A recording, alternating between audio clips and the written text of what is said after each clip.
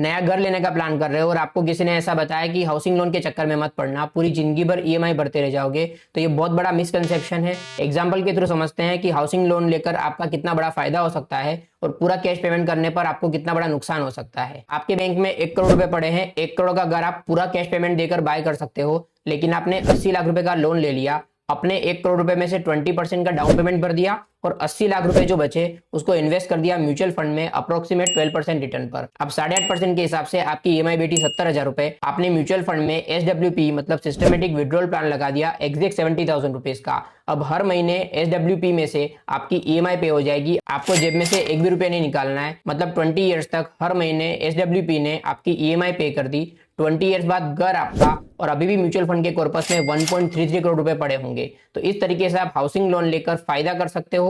दूसरी चीज, income tax में जो बेनिफिट मिलता है वो तो हमने काउंट ही नहीं किया, वो अगर हम काउंट करेंगे तो ये कॉर्पस आपका और भी बढ़ सकता है। तो घर लेते टाइम ये कैलकुलेशन जरूर कर ले, और अगर आपको ये कैलकुलेटर चाहिए तो आप कमेंट कर दीजिए कैलकुलेटर, मैं आपको डीएम में कैलकुलेटर भेज दूंगा, सो दैट आप कैलकुलेशन खुद से कर पाए। और इसी तरह के कंटेंट के लिए मुझे फॉलो जरूर कर देना।